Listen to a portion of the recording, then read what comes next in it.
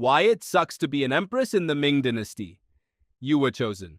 Out of thousands of girls from across the empire, put through months of selection, exacting inspections and background checks on their bloodlines, you were the one they picked. From now on, you are the Empress of China, mistress of the Forbidden City, a woman whose name will be written into the official chronicles of the dynasty. Everyone around you sees this as the highest reward a woman could possibly receive. Palaces, silk, thousands of servants, power other women could never dream of. But no one tells you the one thing that actually matters. From this moment on, your life doesn't belong to you. It belongs to the dynasty. And if you stumble even once, it can end faster than it began. Today we're breaking down why being empress in Ming Dynasty China was nothing like it looks. Let's start with the selection itself. A Ming Dynasty empress was almost never chosen for her beauty or her personal qualities, at least not primarily. Selecting a wife for the emperor or the crown prince turned into a massive state operation. Officials traveled the provinces, gathering thousands of girls of suitable age and background, then spent months running them through rounds of inspection. Appearance, health, manners, family lineage. The key word here is lineage. An empress wasn't chosen so much for who she was, but as a political instrument, an alliance with a powerful clan, a counterweight to another influential family at court, a guarantee of stability for years to come. Nobody asked whether you wanted this marriage. You were evaluated the way people evaluate a profitable deal. And once the choice was made, there was no turning back. The Forbidden City was exactly what its name says: forbidden. As empress, you lived in its innermost chambers, cut off from the outside world by towering walls, rigid protocol, and thousands of eyes tracking your every move. You couldn't simply walk beyond the palace grounds. You couldn't freely see your own family. Visits were rare, tightly regimented ceremonies. Every day was scripted by ritual: morning bows, participation in ceremonies, oversight of the women's quarters, mandatory attendance at endless official functions. And yet, real power over day-to-day affairs usually didn't belong to you at all. It belonged to the Empress Dowager, the Emperor's mother. She, not the young empress, was typically the one who ruled the inner court with an iron hand. And your entire life at court depended on staying in her good graces. An empress had one task that mattered more than any other: produce an heir. Specifically, a son.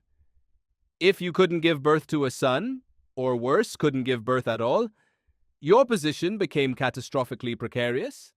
The emperor was surrounded by dozens of concubines, any one of whom could theoretically bear a son before you did.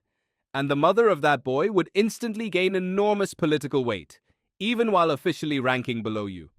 Ming Dynasty history records cases of empresses losing their title precisely because they had no heir, or because they'd fallen out of the emperor's favor, deposed, exiled to remote quarters, replaced by luckier rivals. On paper, you were the empire's foremost woman. In practice, your position could collapse at any moment because of biology you had no control over whatsoever. The Forbidden City was crawling with women fighting for influence. Concubines, eunuchs with their own political ambitions, families of court officials using the women's quarters as a channel to sway the emperor. The empress wasn't above this struggle. She was squarely at the center of it. Poisonings, informants, secret alliances between eunuchs and concubines working against the empress. These aren't Hollywood exaggerations, they're documented features of Ming court life. One of the most notorious eunuchs in Chinese history, Wai Zhongxian, accumulated so much power under the later Ming emperors that he could shape the fate of the imperial women almost as decisively as the emperor himself. You couldn't trust almost anyone. Every smile from a lady of the court could be hiding a report that would reach the Empress Dowager by the next day. And yet, as with other systems like this one, there was an exception to the rule. Some Ming empresses managed to turn a formerly limited position into real political weight. Empress Ma, wife of the dynasty's founder, Zhu Yuanzhang, went down in history as one of the rare few who openly and successfully influenced the emperor's decisions, interceding for disgraced officials and tempering the harshness of his rule. a genuinely rare case where an empress's voice actually shaped state policy rather than just being recorded in the chronicles as a formality. Cases like hers remain the exception precisely because the system was engineered to control women, not to hand them real power. The success of individual empresses is a story of people who managed to outplay the system, not something the system offered by design.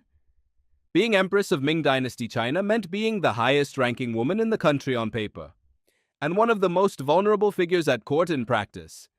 One unborn son, one successful rival scheme, one flash of the emperor's temper, and your entire life could change irreversibly. The title gave you a name in the chronicles. It didn't give you safety. If you enjoyed this video, there are more stories on the channel about what it was like to be someone completely different in a completely different era. See you in the next one.